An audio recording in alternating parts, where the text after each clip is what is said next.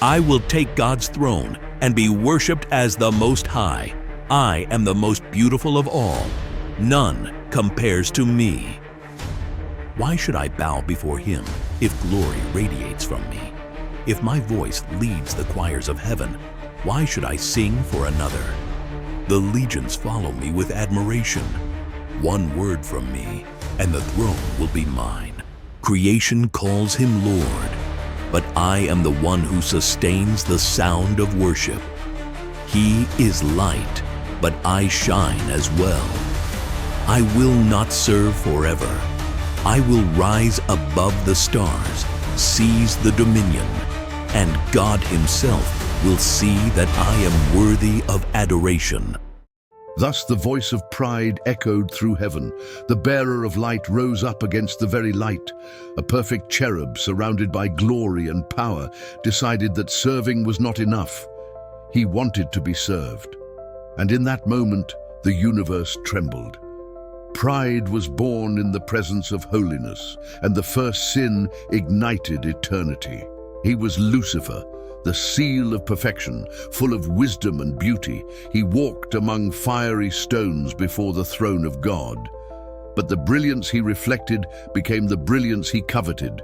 The worship that belonged to the Creator he desired for himself.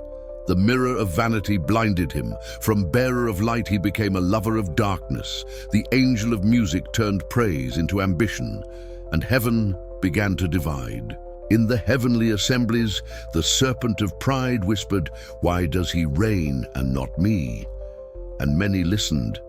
A third of the angels were drawn in by the promise of glory and freedom.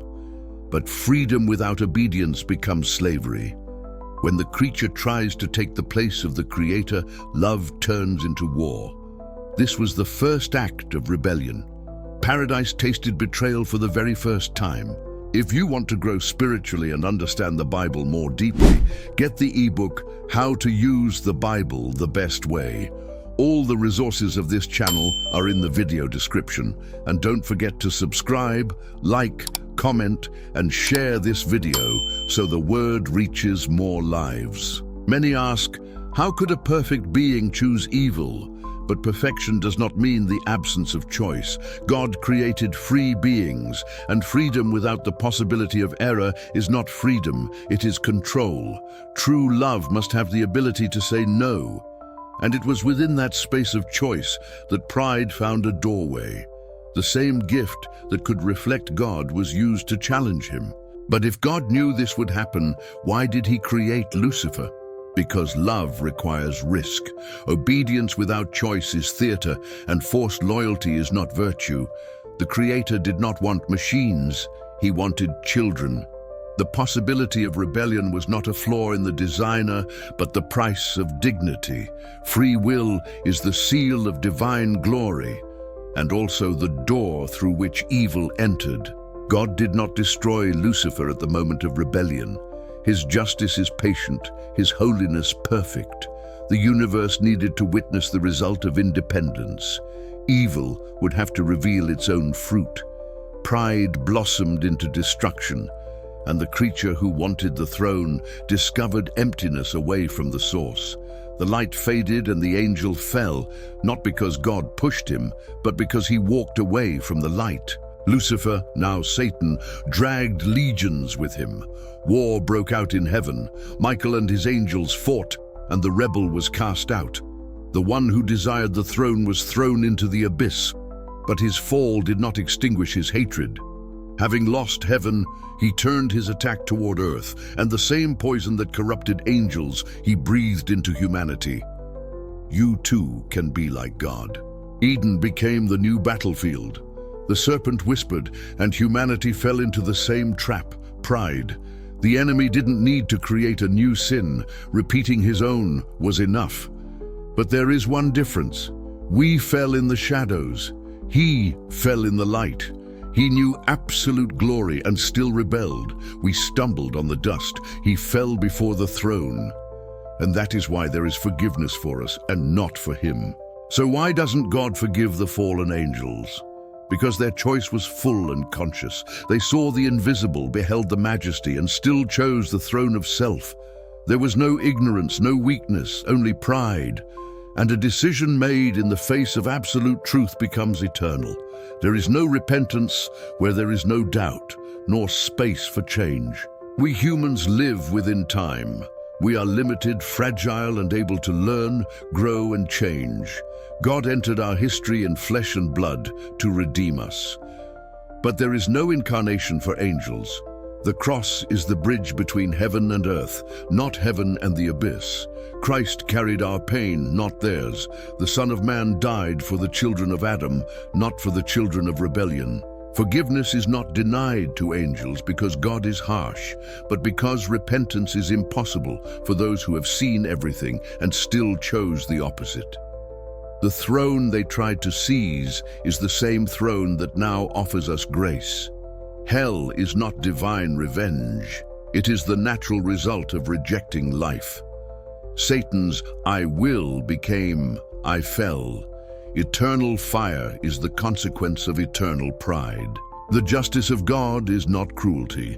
It is love protecting what is good. If evil were forgiven without repentance, holiness would be defiled. Judgment is the guarantee that evil will not triumph forever. God does not punish out of rage.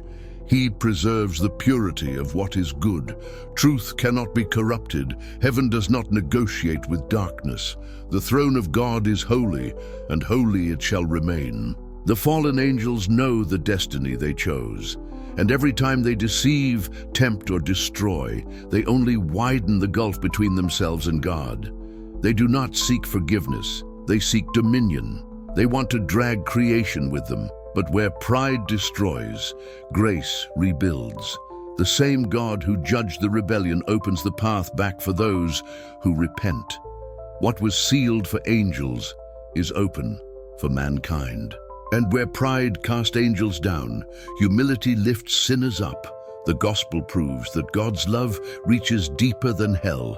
The Son descended to the dust to raise what pride had broken. Repentance is not weakness, it is victory over self.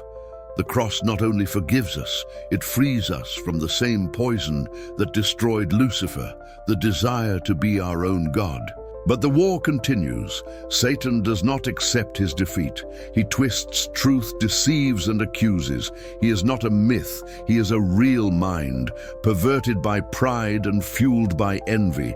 He does not merely want you to sin, he wants you to doubt God's love. But the cross has already disarmed him. Christ triumphed. The blood of the Lamb is the verdict that seals the enemy's defeat. That is why the Bible calls us to be watchful. Spiritual warfare is invisible, yet constant. We do not fight against flesh and blood, but against principalities and powers. Victory comes not by strength, but by faith. The armor of God is not a metaphor. It is survival.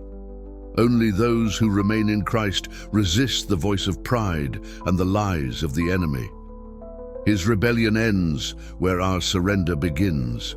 The same freedom that distanced angels is what makes our love precious. God carries history with patience, revealing glory through mercy and justice. Evil will not have the final word. The final judgment is the certainty that good will be restored. One day every knee will bow, including Satan's. The one who once said, "I will declare, 'You are Lord.'" It may sound severe, but what is more cruel? God's judgment or silence in the face of evil. Divine justice does not destroy, it restores order. Mercy and truth do not contradict, they embrace at the cross. God's love is just and his justice is loving. Holiness is not coldness, it is perfection in love. God does not ignore chaos, he redeems it. So what do we do with all this? We watch, we humble ourselves, and we remain in the truth. Pride closes heaven, humility opens it. Lies are defeated only by those who dwell in the Word. A broken heart is the altar where God dwells. The same voice that expelled angels now calls to us, "Come to me," and those who hear live. Repentance is the doorway to victory. God does not refuse forgiveness out of caprice. He cannot deny himself. The fallen angels chose eternal separation. We still have time to return.